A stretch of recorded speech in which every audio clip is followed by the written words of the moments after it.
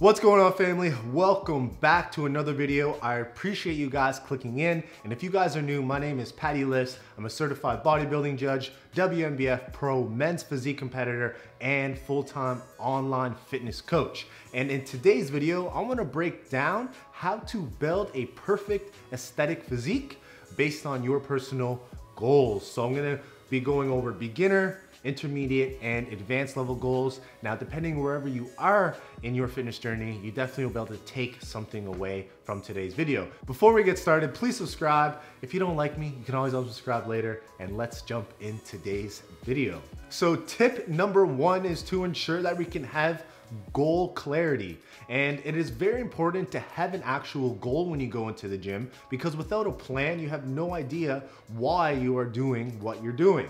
So let's say you want to compete, you should focus on the category you want to compete in and the judging criteria that is required to ensure you're successful. So with that said, let's say I want to compete next year. I need to reverse engineer that goal to see how long I need to prep, how much weight I need to gain, and how long it's going to take me to lose or gain weight to hit my goal accurately. So I like to use certain metrics to ensure you are efficiently using your time.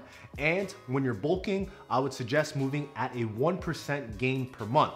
Now, if you're looking to lose weight and get shredded, I recommend losing 0.5 to 1% of your body weight lost per week. Now, if you know these numbers, you can reverse engineer your goal 2 years out, 1 year out, to ensure you're effectively performing an optimal off season to develop your physique based on the judging criteria, and also ensure you have enough time to get shredded for your show. Now, you can do the same thing when you're cutting. If you know you want to have a certain physique, when the summer rolls around, then you can reverse engineer when you want to be shredded by seeing how much weight you need to lose and how many weeks it's going to take. Now, building off the first point, the second point is to prioritize your personal goals.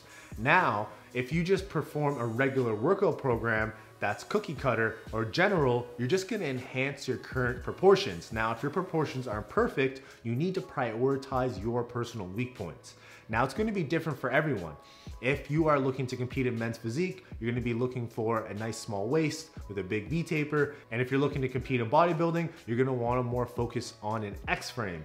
Now, if you're not a competitor, you want to improve your physique, let's say beach body, I would more so go towards the men's physique criteria and focus on the volume you personally need to work on. So let's say you are going for the men's physique class, or you want a beach body and you want a better V taper, you can focus on working on your delts and your back to emphasize your V taper. Now, let's say you want a bigger X frame, but you're very top heavy, then you can focus on the sweeps of your quads. So depending on your goal that you have, you need to prioritize those weak points. So add more volume, hit them at a higher frequency, mainly focus on progressive overload within those movements to ensure that you're getting the best bang for buck, focusing on your specific weak points. Now, swinging things into tip number three, it's going to be committing to an off season. Now, I know a lot of you guys are always trying to get shredded, focus on being aesthetic, but if you don't commit time to actually building your physique based on your goals, you're never going to improve your look. Because if you're focused on weight loss and you're yo-yoing and you're going up and down and you're chasing a body weight goal, just trying to lose weight every week, you're gonna have zero time actually building your physique. The biggest changes in your physique are gonna be in your off season. Now, if you're not a competitor, it's your bulking time. And when I talk about bulking, I'm not talking about eat everything that you can see. It's more about a controlled rate of gain. So rewinding back to the rate of gain recommendation, it's going to be a 1% of your body weight gain per month. A lot of people make this mistake where they overeat, they gain weight too fast, and then you're gonna shorten your off season, then you're gonna have to start cutting a lot sooner. So that's gonna be taking time away from developing your physique. So what you need to do is actually focus on an off season and see realistically, how much muscle can I build naturally in a year? Okay. Now, if you are just starting out, 5 to 10 pounds is pretty big, but if you're more intermediate and 2 to 5 pounds is around your range, or if you're more advanced, 1 to 2 pounds a year, then you have to make sure you're not over bulking. If you know that you can only gain 5 to 10 pounds in the entire year and you're gaining 5 to 10 pounds in the month, you know you're gonna have to take time to cut that. So commit to an off season, actually build your physique, build muscle based around your goals to ensure you look different the next time you cut. Moving on to tip number 4. This is something that beginners, intermediate, and advanced people should all be doing, and it's tracking your workouts and tracking your nutrition. Now you can go into the gym and intuitively train and, you know, focus on kind of progressive overloading here and there, hitting these PRs. But if you're looking at the logbook, you can specifically measure, am I progressive overloading on a specific body part? Am I slowing down my progression with another body part? If you want to hyper focus on your progression, you want to hyper focus on your goals and your proportions, you need to track your workouts. You know, you're going to be leaving a lot of progress on the table if you don't track. I know it's such a simple and easy thing to do, but a lot of people do not do this. If you want the fastest results and you want to see someone who actually makes a big change, generally they're tracking their training and nutrition. Without tracking, you're going to be lost. Lastly, and when I hop on a lot of my consultation calls working with clients who are looking to take things to the next level, tracking is something that you can easily implement all on your own. And then when you get stuck, you can look for more professional help. Sometimes that's all you really need to reach the next level. So don't sleep on tracking your progress.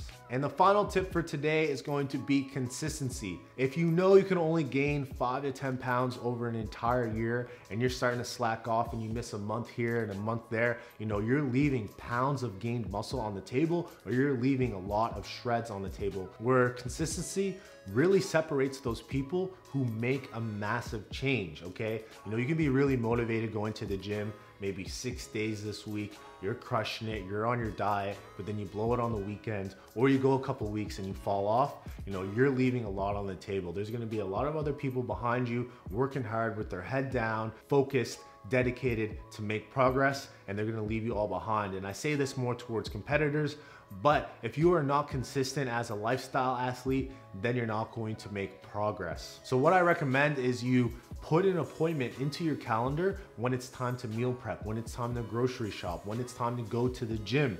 Add in the commuting time. Now, if you put it into your calendar, you make an appointment, there's no excuse not to go. And another great activity that I recommend is figure out why you're actually doing this, and not just to look better. Like, why do you really want to look better? Is it because you want to find a soulmate? Is it because you want to be healthier to hang out with your kids? You know, you need a deep reason on why. If you just want to look better, you know, it's not going to be very motivating, because it has to be an intrinsic motivation that really gets you to go to the gym every day, for you to hit your meals every day, to track everything. And that's what's going to really keep you dialed in. And along with consistency in general, you have to be consistent with doing the right thing. So if you're doing the same workout week after week and it's been months, you know, you're gonna have to change that up. If you're consistent going to the gym, but you're not progressive overloading, you know, you're gonna be staying where you're at. So you need to be consistent with doing all the right things. Step 1 is make sure you show up and make a decision to actually go to the gym and make a change. Number 2 is make sure you're consistent doing the right things. Now, it's not that complicated. If you want to gain weight, eat more. If you want to lose weight, eat less, but it's how you actually integrate it into your lifestyle. Other than that, guys, you know, my mini cut is coming to an end. Make sure you guys check out my last video where it's a little bit more vlog style, so you can implement more practical tips within your lifestyle. And if you haven't already, please subscribe, join the team, and follow my journey. I'm looking to compete at WNBF Worlds. It's hosted in LA, so hopefully I can get over the border. But regardless, I'm dialing in. I'm gonna do a gain phase and a full prep series with you guys. Appreciate you, and I will see you in the next video.